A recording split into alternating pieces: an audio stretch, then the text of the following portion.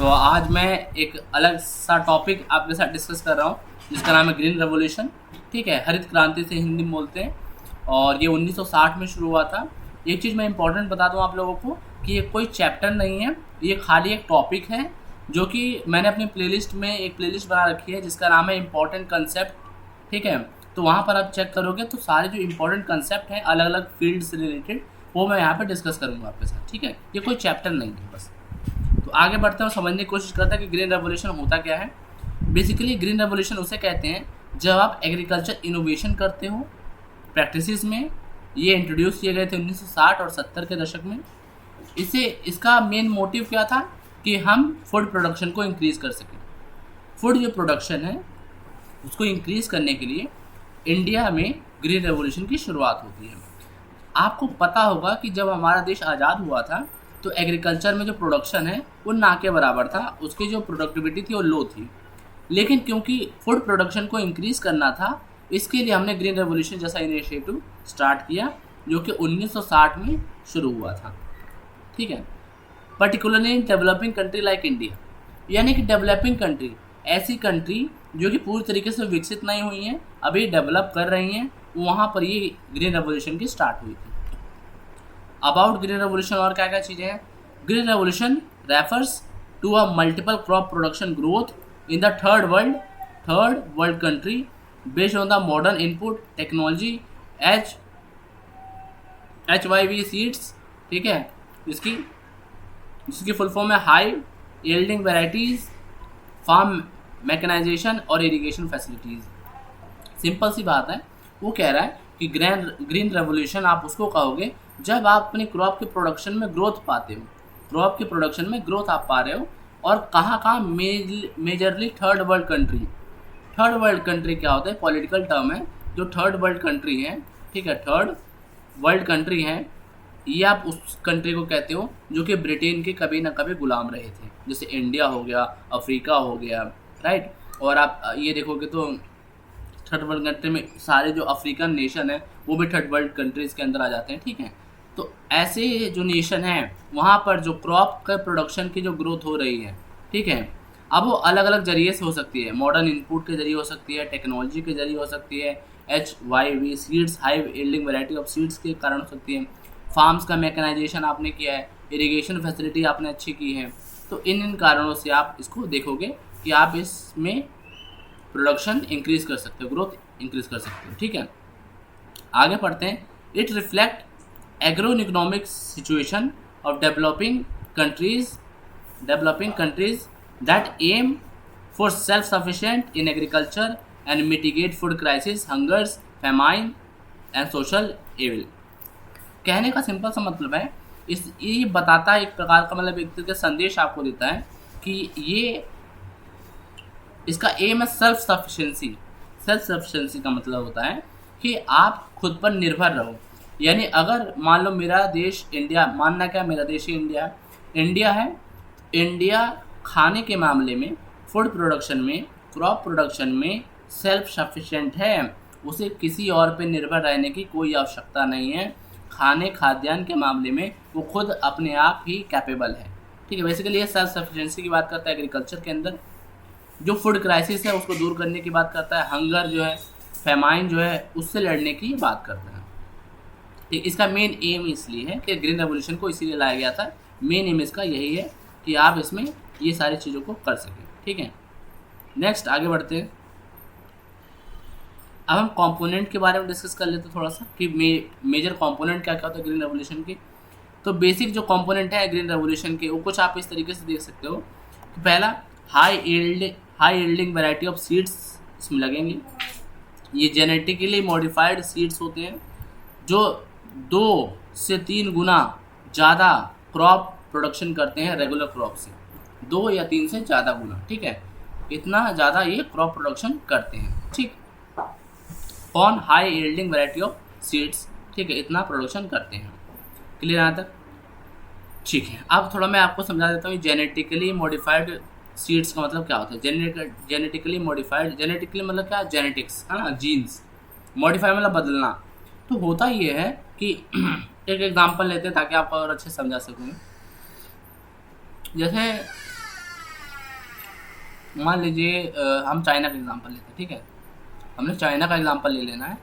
China में आप लोगों ने वीडियो देखी होगी शॉर्ट वगैरह, तो चाइना में एक प्रकार का आम होता है, एक मैंगो होता है, ठीक है, एक मैंगो होता है जिसके अंदर गुठली ही नहीं होती है।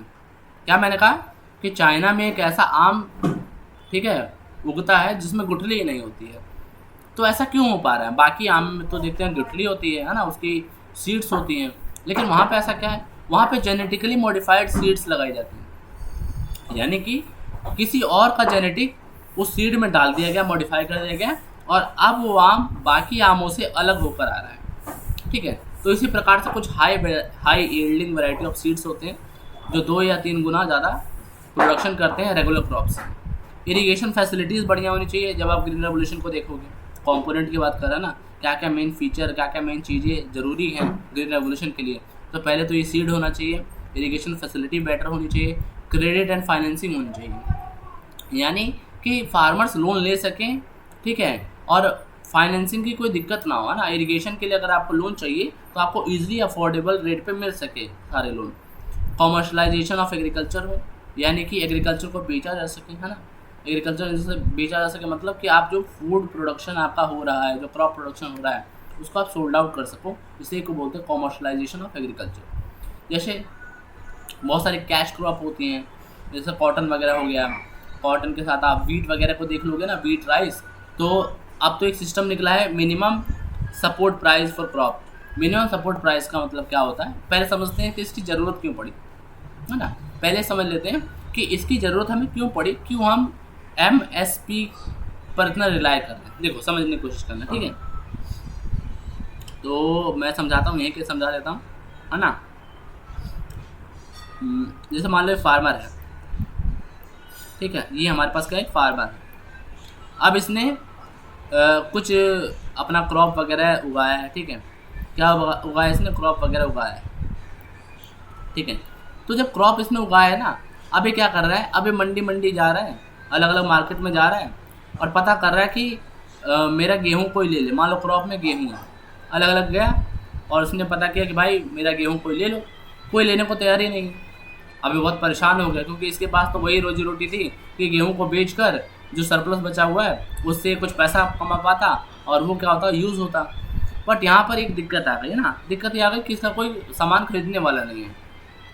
तो इस सिचुएशन से बचाने के लिए, ऐसे सिचुएशन से बचाने के लिए ही इस फार्मर को सरकार मिनिमम सपोर्ट प्राइस देती है कि देखो भाई, पहले तुम पता कर लो, अगर कोई ऐसा दुकानदार मिल रहा है जो तुम्हें अच्छे दामों पे दे सकता है तो तुम दे दो उसे, लेकिन तुम्हारे पास एक सिक्योरिटी है, ध्यान से सुनना, तुम्हारे पास एक सिक्योरिटी है कि अगर तुम्हारा सामान कोई नहीं ले रहा है, जैसे इस व्यक्ति को कोई नहीं ले रहा है, इस व्यक्ति का सामान कोई नहीं ले रहा है, तो अगर कोई भी फार्मर जिसका सामान नहीं बिक रहा है कहीं पर, वो सरकार को बेच सकता है।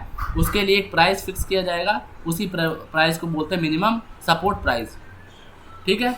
कोई दिक्कत नहीं आता, ठीक। तो अगर कोई दिक्कत हो तो कमेंट सेक्शन में आप लोग मुझे बता सकते हो, ठीक है। डाउट, मैं आपको उस डाउट को सॉल्व करने की कोशिश करूँगा। आगे बात करते हैं, अब बस छोटा सा रह गया, तो यही जो टॉपिक्स होंगे ना, जो ऐसे छोटे मोटे टॉपिक्स होंगे, तो उसको मैं ऐसे ही, ठीक है, 10-15 मिनट की वीडियो में सॉर्ट आउट कर दूंगा, आपको क्लिस्टर क्लियर हो जाएगा। एडवांटेज देख लेते हैं ग्रीन रेवोल्यूशन के क्या हुए। इसमें पेरेनियल फूड क्राइसिस और जो पॉपुलेशन एक्सप्लोजन हुआ था, ठीक है, अब उसके लिए सस्टेनेबल तरीका है एक तरीके से। क्या ग्रीन रेवोल्यूशन, मैं आपको थोड़ा समझाने की कोशिश करता हूँ। 1960 के दशक में, आप लोग मुझे सुनने की कोशिश करना ध्यान से और समझने की कोशिश करना। 1960 के दशक में हमारे सामने फूड क्राइसिस आया हुआ था, यानी कि भुखमरी की हालत हो गई थी, ठीक है। तो उससे बचने के लिए, यहाँ जो लिखा है पेरेनियल फूड क्राइसिस जो आया था, उससे बचने के लिए ये हमारा जो ग्रीन रेवोल्यूशन है उसने बहुत ही अच्छा हमारे ऊपर इम्पैक्ट डाला। और क्या कह रहा है, पॉपुलेशन एक्सप्लोजन के लिए भी यूज़फुल। अब जैसे मान लो पॉपुलेशन एक्सप्लोजन कैसे, पॉपुलेशन बढ़ेगी तो खाने वाले की डिमांड भी बढ़ेगी, है ना, हमें फूड भी ज़्यादा चाहिए होगा। और फूड ज़्यादा कब होगा, जब ग्रीन रेवोल्यूशन होगा। अभी तो हमने पढ़ा कि HYV सीड्स जो होते हैं वो 2 से 3 गुना प्रोडक्शन करते हैं, यानी प्रोडक्शन बढ़ रहा है, पॉपुलेशन बढ़ रही है, प्रोडक्शन बढ़ रहा है, हो गया, है ना, इक्वालिटी हो गई। तो इसलिए हेल्प करता है, एडवांटेज ये है। और बात कर रहा है removal of hunger and famine, production ज़्यादा होगा, हंगर नहीं होगा, फेमाइन कम आएगा, है ना, भुखमरी की हालत कम होगी। Give rise to capitalist farming practice, यानी कि कैपिटलिस्ट फार्मिंग प्रैक्टिस ये राइज करवाता है ग्रीन रेवोल्यूशन। कैपिटलिस्ट मतलब वही जो आप सोल्ड आउट कर सकते हो बाहर सामान में, है ना, एक उद्योगपति के रूप में आप इसमें वर्क कर सकते हो। जो सरप्लस बचेगा, जनरेट होगा एग्रीकल्चर से, उसको आप कमर्शलाइजेशन कर सकते हो, अगेन बेच सकते हो। और ये डेवलप करता है रूरल इंफ्रास्ट्रक्चर। अब जब आप बेच रहे हो, रिच हो रहे हो, अमीर हो रहे हो, है ना, तो आप पे कई सारे इंफ्रास्ट्रक्चर चीज़ें डेवलप होंगी, है ना, कुछ नए नई चीज़ें आएंगी, मार्केट लगेंगी, है ना, तो वो इंफ्रास्ट्रक्चर डेवलपमेंट में भी ग्रीन रेवोल्यूशन हेल्प करता है हमें। नेक्स्ट ये सिंपल सा टॉपिक है ना, इसमें कह रहा है कि सेल्फ सफिशिएंट फूड ग्रेन होगा, यानी कि हमारे पास बहुत ज़्यादा सरप्लस में बफर स्टॉक रहेगा हमारे पास। और ये मैकेनाइजेशन ऑफ एग्रीकल्चर भी होगा, मशीनें आएंगी, ठीक है, एग्रीकल्चर के अंदर, तो ये चीज़ एडवांटेज में आ जाएगी, ठीक है, ग्रीन रेवोल्यूशन की। बात करते हैं कुछ डिसएडवांटेज की, नुकसान क्या क्या हैं, तो बहुत सारे सेवरल डिसएडवांटेज हैं, एक एक करके देख लेते हैं। जो ग्रीन रेवोल्यूशन है उसका हैवी रिलायंस है केमिकल फर्टिलाइजर्स पे, पेस्टिसाइड्स पे, जिससे सॉइल डिग्रेड हो जाती है, रिड्यूस कर देती है अपनी लॉन्ग टर्म जो सॉइल फर्टिलिटी है, और इससे वाटर पोल्यूशन भी होता है, ठीक है। जब वाटर रन ऑफ हो जाता है ना, जब वाटर इधर से उधर चला जाता है, रन ऑफ हो जाता है, ठीक है, फार्म से, तो इससे वाटर पोल्यूशन भी हो जाता है, ठीक है। तो एक कीवर्ड जो मैंने हाईलाइट किया है इसे याद रखना आप लोग, ठीक है। आगे पढ़ सकते हैं। इंटेंसिव वाटर रिसोर्स का यूज़ होता है इरिगेशन के लिए, इससे जो ग्राउंड वाटर है वो डिप्लीट हो जाता है।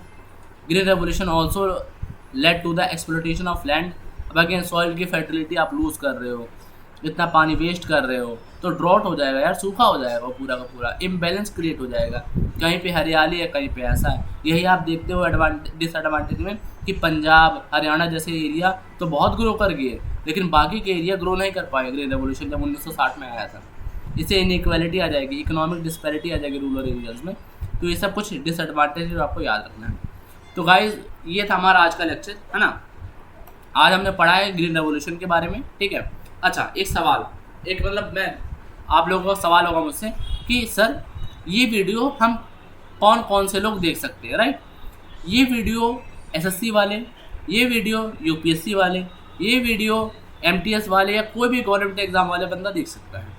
दूसरी बात, क्या हम 11th-12th वाले भी देख सकते हैं? जी हाँ, 12th वालों के लिए तो है ही है, साथ में 11th वाले इंटरेस्ट में जाकर देख सकते हैं, और कोई भी एक ऐसा व्यक्ति जो इंटरेस्टेड है नए नए चीज़ों को जानने के लिए वो देख सकता है, ठीक।